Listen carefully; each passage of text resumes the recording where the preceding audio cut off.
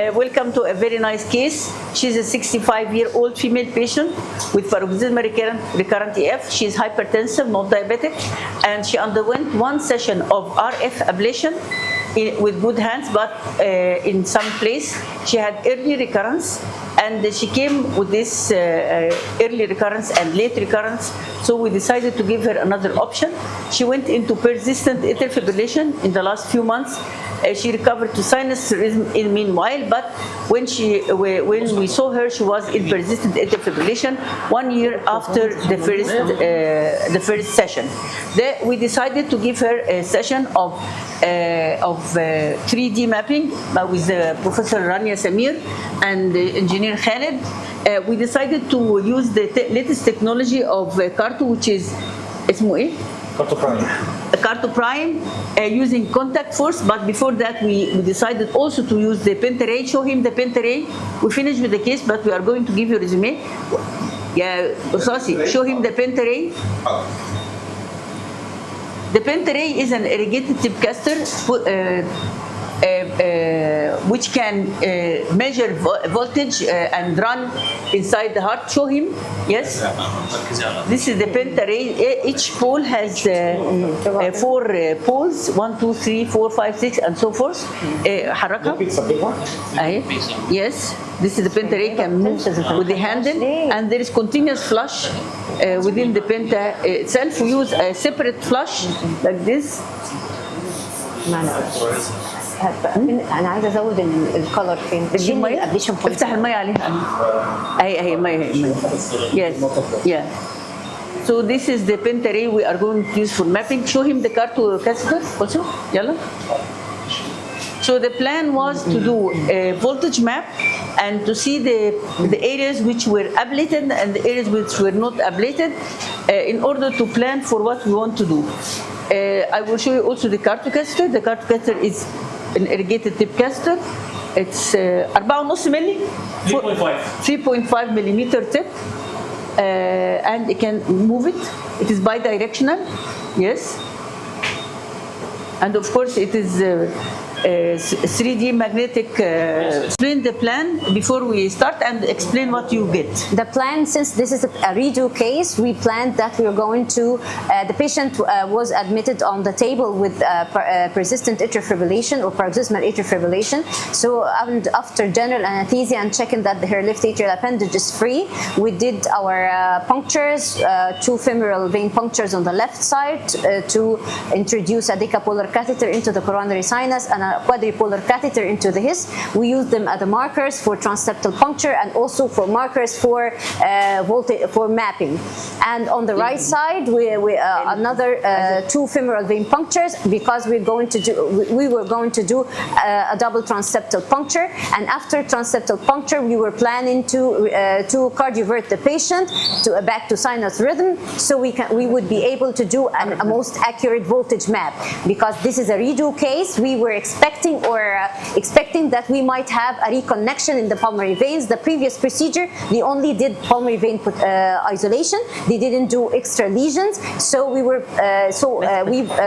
plan to do the first voltage map to check the pulmonary vein isolation, if there is reconnection or if there is other low voltage areas in the left atrium.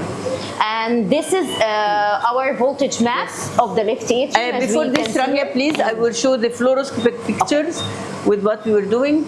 We use TE guidance for transseptal puncture. This is the CS caster and the HIS caster. Next picture. اللي بعدها. مفيش كده؟ اللي بعدها دي مش بنفس الصورة. بس كده؟ طب شيل بقى كده عشان نشوف آخر الصورة. ماشي. Anyway, we don't take too many fluoroscopic pictures, but I showed the casters and how we were guided by the TE for the transseptal. We did the both transseptal punctures guided by transesophageal echo, and this is our routine workup. Then we entered after cardioverting the patient. We started doing a voltage map, a sinus voltage map of the left atrium. This is an AP view of the left atrium. This is the mitral annulus. The mitral annulus. this is the right-sided veins and the left-sided veins. This is the right superior pulmonary vein, and this is, if I could tell to the left atrium, this is the the right inferior pulmonary vein. It's situated posterior to the right superior pulmonary vein, and these are the left pulmonary veins. This is the superior vein and the left inferior pulmonary vein, and this is the appendage in front of the left superior pulmonary vein. And this is the anterior wall. The majority of the anterior wall is normal. There is no low voltage area. Maybe, of course, we determine the voltage. Our parameters for low voltage area or for voltage for left atrium. The scar tissue is usually set up at the voltage as less than 0.1 millivolt, while the normal voltage is more than 0.5 millivolts. So whenever you have normal voltage, you have a violet color. If this means that you have voltages more than 0.5 millivolt, and if you have less than 0.1, you'll have a red color, and in between, this is low voltage area. It takes the rainbow colors. As we can see here, the majority of the left atrium proper has normal voltage. The posterior wall has normal voltage, and the anterior wall may be closer to the septum.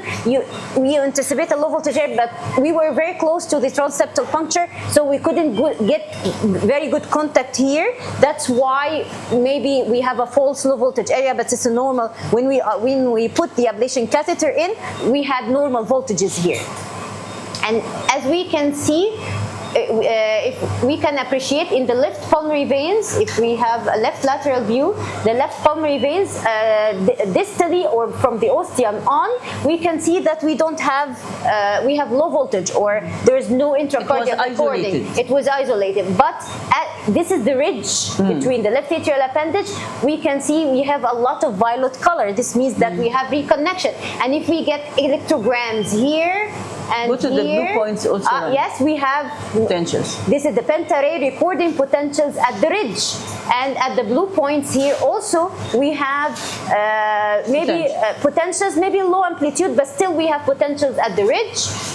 And also at the posterior wall, at the ostia of the vein, we can see that we have, and here we have pulmonary vein potentials closer to the ostium of the left inferior pulmonary vein, as we can see here. So we had to, we have islands of violet areas inside the pulmonary veins and the carina of the left pulmonary vein.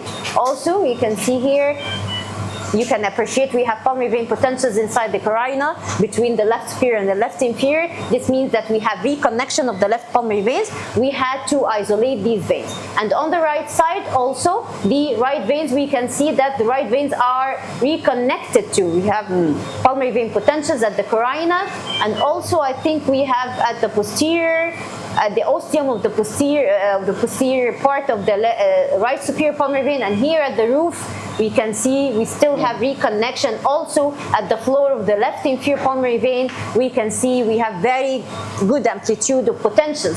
So we had to isolate both, also the whole right pulmonary vein. So we have reconnection both on the right and the left. So we planned our ablation, and we can see here these are ablation points on the right vein, surrounding the whole right veins, okay, and also surrounding the we have transparency here. Yes. This is the rest of the ablation in the left pulmonary veins, but if we look carefully, we still have a low voltage area in the posterior wall closer to the ostia of the left superior pulmonary vein.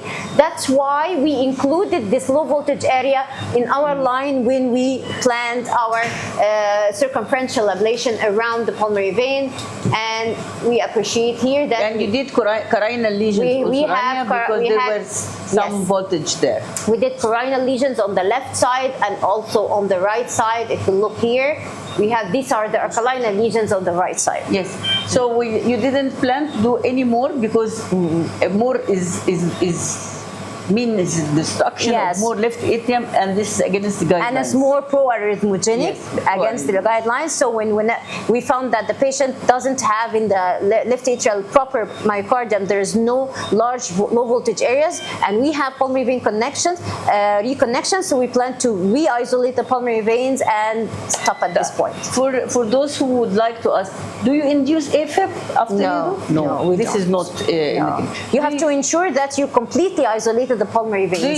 Do you use adenosine or isoproterenol as provocation? No, we don't usually do it here too. We don't use them. It's not available, and also we Not don't. available, and the don't believe evidence in is them. not strong. Don't Yes, believe the in evidence them. is not Okay. strong. Very nice case, a redo case for someone who did ablation. He did some work, and we finished with all the potentials in both veins and in the carina. And we hope she will be on anticoagulation for life. She's 65 and hypertensive, and she will be on. She's on amiodarone now, and she will continue on amiodarone. Her left atrium was 48 Yes, millimeter. Yes. millimeter. Her ejection fraction was 61, and we hope that this ablation will help. Thank you very much. Thank you. Khaled.